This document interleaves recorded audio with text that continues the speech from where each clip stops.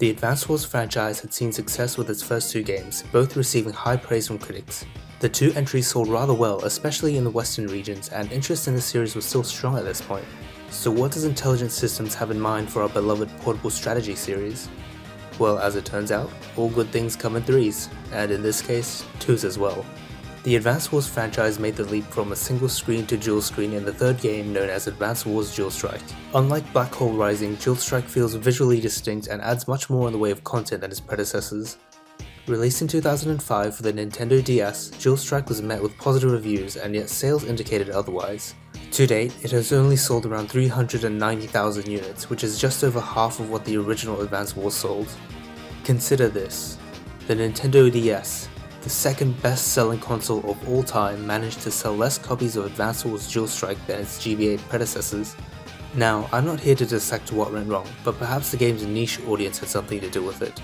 The popularity of strategy games has been on the downtrend in recent times.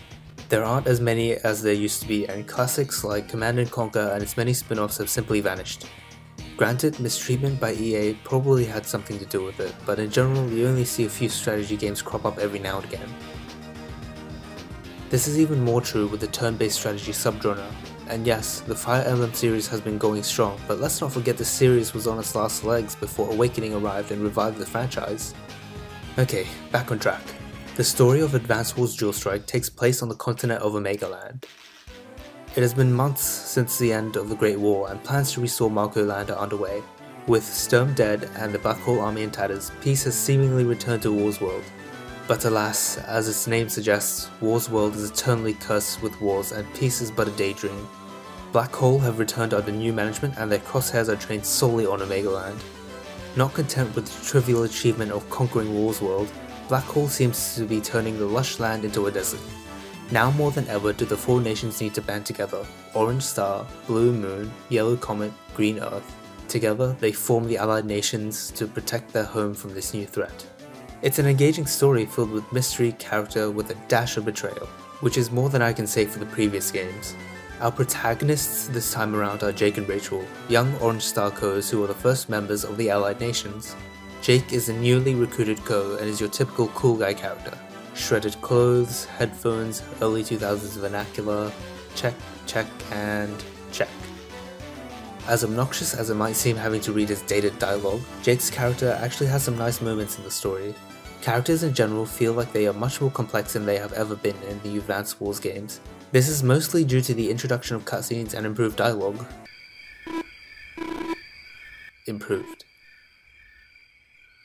The game shows us more of War's World than the previous games combined, and it allows the characters to feel invested in the plot. Omega Land isn't just a map of colored land separated by ocean, it's a wonderful place filled with lush forests, plains and cities that have their own culture, and seeing it all become a desert wasteland gives you the motivation you need to take command of an army and put a stop to Black Hole's antics. The mission scenarios are diverse and they take you across Omega Land, and although they start off fairly easy, it does get more challenging later on. There are about 30 missions in total, and you approach these missions in a rather linear fashion, much like the first game. And unlike previous installments, you can choose any Co you wish to bring into battle from any of the four nations. This is a pretty important choice, and I'll go into why later, but this flexibility is a welcome change. My only gripe is the overuse of pipes.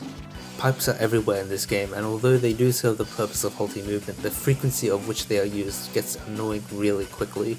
It would be understandable if these missions let you use pipe runners, which are new units that can only travel on pipes, but most of the time you aren't given the opportunity to build them anyway. Speaking of new units, there are a plethora of new toys for you to play with. Some stolen, others created. Black Hole units, like the aforementioned Pipe Runner, Black Bomb and Black Boat, can be used if you complete a series of quests, much like the Neotech missions in Black Hole Rising. Find a map, complete objective, gain unit.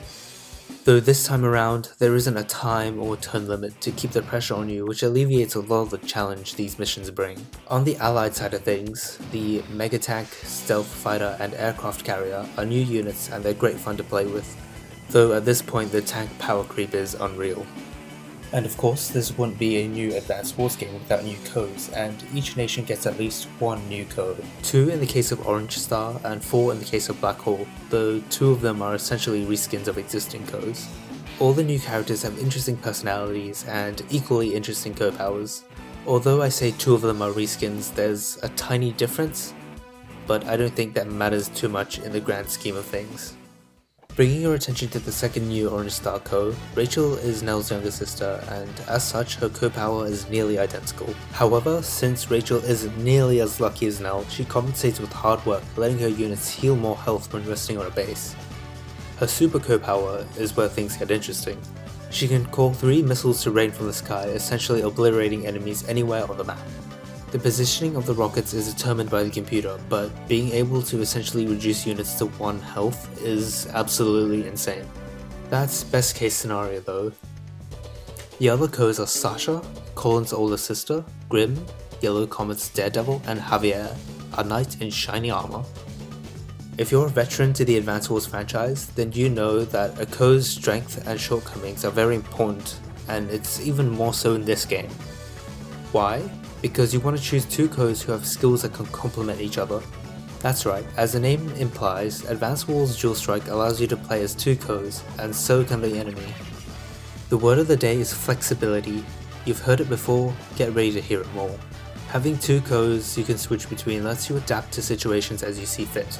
For example, Grit and Max make a good pair since Max can compensate for Grit's weaknesses and vice versa. But that's not all. Making use of the DS's defining feature, AWDS has 2 fronts you can play on.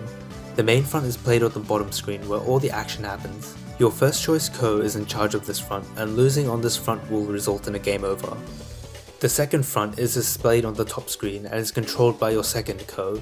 It operates pretty much identically to the main front, except all the action is restricted to a smaller map. Victory on the second front isn't as important, and losing there won't lose you the game. In fact, you can leave the AI to control the second front if you don't feel like juggling between them, and it does a pretty good job of it, most of the time. However, if it seems like the second front is losing, you can send units to assist, though once they leave they can't come back. So why bother investing in the second front if victory doesn't hinge on it? Well, my naive friend, it gives you a massive advantage over the enemy.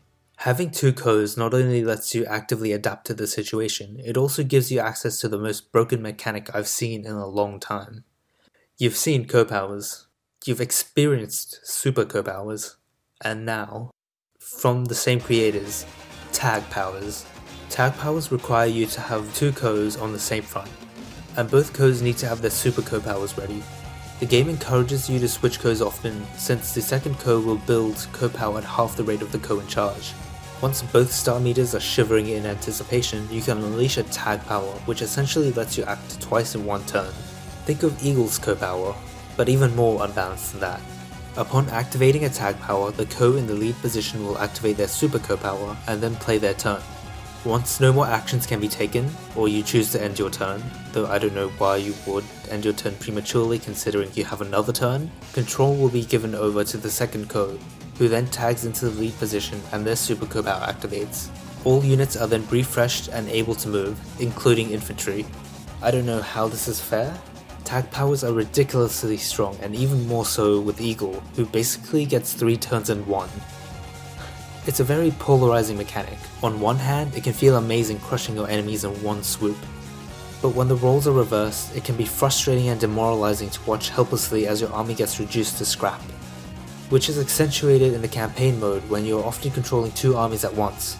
Since you're controlling twice as many co's as the enemy, they seem to get their co-powers very often, making it frustrating when you're attempting to advance. It's a great concept, but the execution is questionable. On a more fun note, mission ranks now serve a purpose. Aside from being used as currency, points now count as experience, giving you more incentive to do well. Leveling up co's unlocks new skills they can equip. A maximum of 4 skills can be equipped at any one time, and any combination of skills can be used together.